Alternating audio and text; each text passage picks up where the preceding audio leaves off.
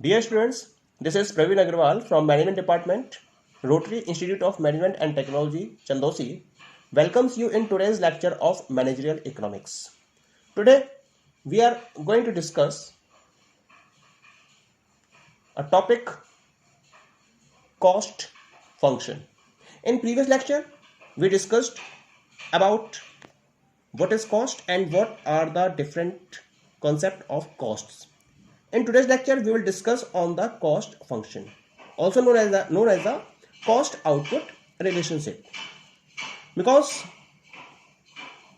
we have seen that cost analysis helps in properly appraising the behavior of cost in relation to the scale of operations, size of output, and several other factors.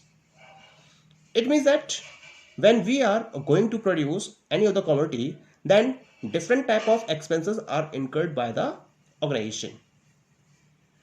These particular expenses are known as the cost of the production, because cost function is derived from the production function. We can say that cost and production are the two sides of the same coin. If production is there, then cost will be there. So we derive the cost function from the production function. It means that the cost function, as we know, function defines the relationship between two or more variables, where one variable is dependent variable and the rest of the variables are independent variables. In the same way, cost function, there are two variables. The first one is level of output and second one is total cost.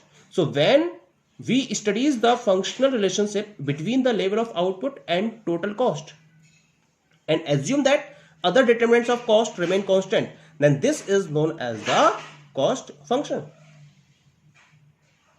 The determinants which we are assuming constant may be utilization and size of plants, price of inputs, state of art and technology, stability of output, lot size, efficiency, information system, and so on. These particular determinants of cost must remain constant. Okay. Such a relation between cost and output can be represented graphically. Then it becomes cost curve. Okay. We can express this cost function as follows: C is equal to f of q. C is the function of q, where C is the cost of production and q is the quantum of output. Cost function can be of the two types. The first one is the short run cost function and second one is the long run cost function.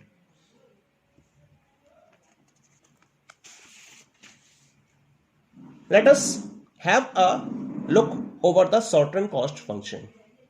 Two types of cost are there: short run cost and long run cost. Short run cost function studies the functional relationship between a level of output and total cost in short period of time. That should be kept in mind. When we are studying the relation between level of output and total cost in short period of time, then it is known as the short run cost function. Short period is the time where some of the factors are fixed, just like land, capital, and some of the factors are variable, just like labor, raw material, etc. And we assume that other determinants of cost remain constant. Then such function is known as the short run cost function. Okay. We have the different components of short run cost. These components are total fixed cost, total variable cost, average fixed cost, average variable cost, average cost, and marginal cost. Let us discuss these components of short run cost one by one. The first one is total fixed cost. As we studied that in short run, some of the factors are fixed while some of the factors are variable. So the cost incurred on the fixed factors like machinery, building, etc. is known as fixed cost. In other words, fixed cost is the cost of employing fixed factors in short period. That should be kept in mind. That is for short period. So when in short period we employ the fixed factors, then the cost of these fixed factors is known as the fixed cost. Fixed cost is a fixed amount which must be incurred by a firm, whether the output is large, small, or even zero. If output is zero, then fixed cost is there. So fixed cost is not related to the level of output. It is also known as the indirect cost or overhead cost or supplementary cost. Clear? We can have the curve of the total fixed cost curve. It is a straight horizontal straight line and parallel to x-axis. It is as follows. I have represented output on the x-axis and fixed cost on the y-axis. TFC is the total fixed cost curve. You are looking here. It is free of output. When output is zero, TFC is there. When output is increasing, there is no effect on TFC. It remains constant. Okay. Now come to the second component, that is total variable cost. Variable. It means variation is there. It varies with the change in level of output. So when the level of output is changing, then total variable cost is also changing. It means variable cost is incurred on the employment of variable factors. As we discussed, some of the factors are fixed and some of the factors are variable. So when we are incurring the cost on variable factors, then it is known as the variable cost. And these variable factors may be like raw material, direct labor, power, fuel, transportation, sales commission, and so on. It varies directly with output. It means that if level of output is increasing, then variable cost is also increasing. And level of output is decreasing, variable cost is also decreasing.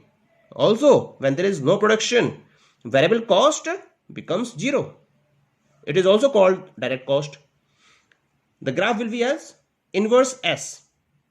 The curve will be inverse S. You are having a positively sloped curve of total variable cost.